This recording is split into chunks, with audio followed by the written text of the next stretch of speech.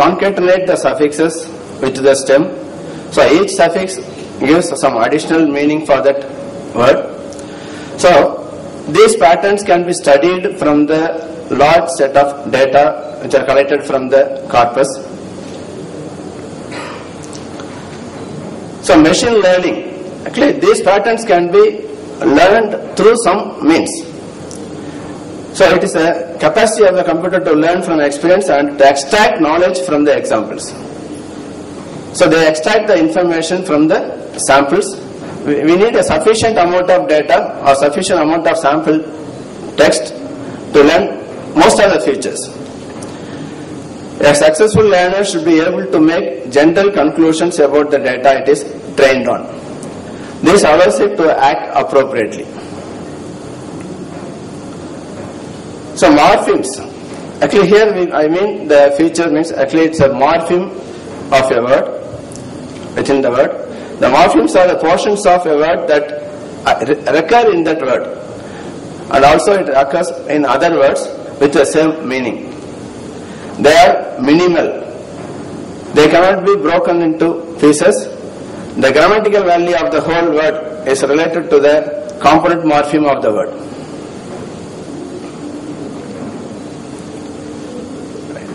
Okay, morphemes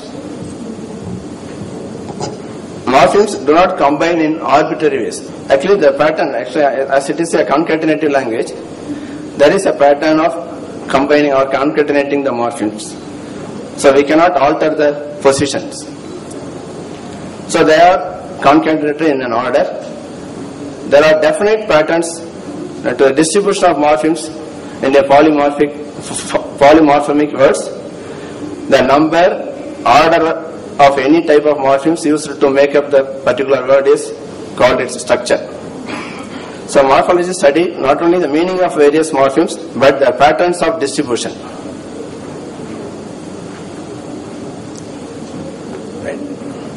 So morphemes allow to normalize. Actually the advantages of morphology is, so we normalize the text, we normalize the words, so we can stematize, actually we can reduce the forms into a root, which is useful for information retrieval and many other natural language processing tasks.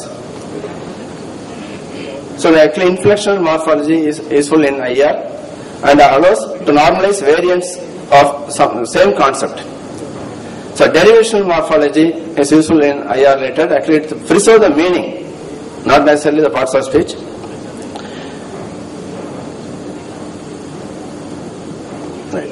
So it's a Tamil morphology. So actually before that,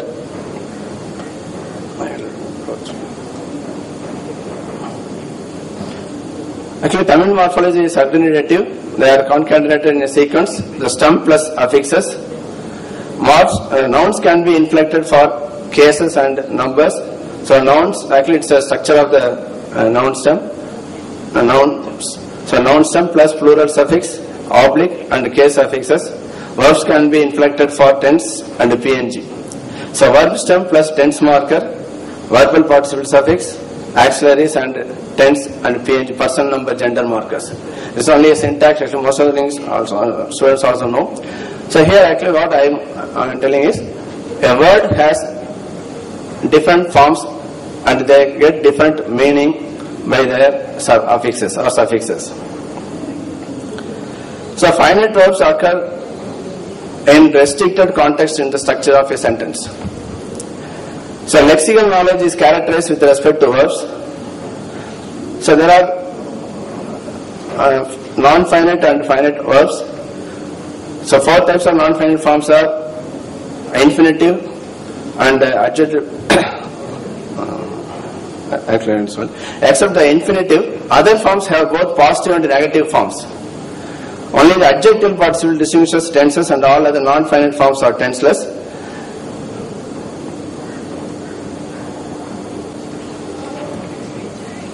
Right.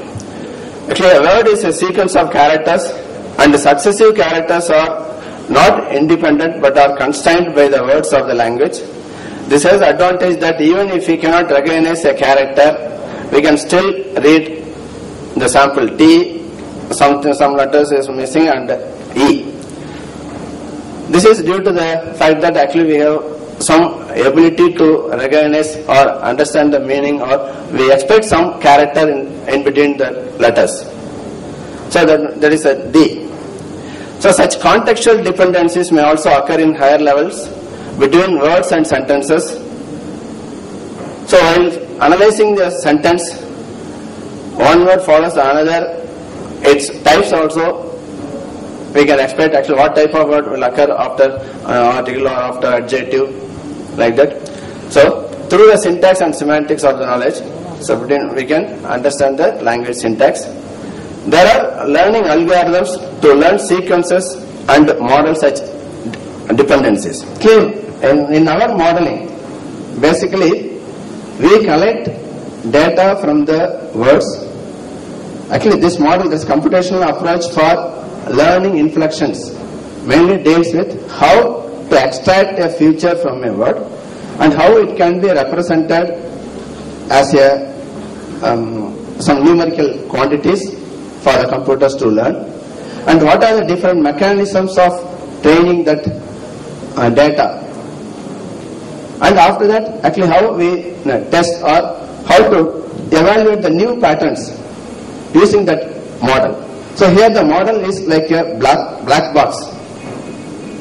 It has some numerical values, we call it as a weights. That weights forms a mathematical formulation. Actually it's like an equation. When we give some inputs, that input gets multiplied or calculated and produces some quantities. That quantity represents the output of the system. So here the machine, the computer learns like a child. Actually I will show some of the samples. If you have a continuous list of words in some ascending order or ordered words, so we can easily find the patterns among the words. So how it varies. Actually what are the morphemes or what are the segments we add and how its classification or its category changes. So a child can learn because there is a pattern. If everything is random, we cannot learn or we have to memorize. So machine learning is not memorizing. It's not only memorizing, because some systems will memorize the data, but it is a generalization of the data.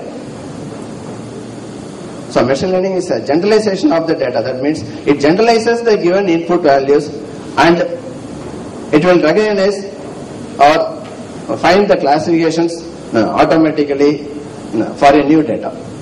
Right. It's a model of a child learning, how a child learns from his mother the pronunciation of the words, but I will skip this one. Actually this learning system is a part of artificial intelligence topic.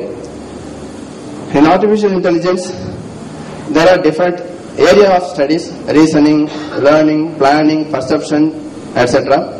In that actually the language and image understanding is also handled by the AI systems or expert systems. So language is like an image. Actually in an image the patterns are distributed over the area. So we recognize that face or some other image. Similarly, when we split some words, when we draw some symbols, we can identify the meaning or we can explore the meaning of that word by seeing the character sequences. Even though if you know that language, if you have seen some of the examples, lot of examples, and their category, that symbol represents this class, another symbol represents this class, we can easily identify. So this is the basic idea of machine learning. It is actually how we apply for the language. Machine learning techniques can be applied for the language. That area is a computational linguistics, which is the automatical analysis of words and sentences or language data. So it is also a part of artificial intelligence. So changing environment should have the ability to learn. If the system or environment is fixed, we can memorize. But it is not real. But in real life, the environment changes. So we have to learn or that not only memorize the data,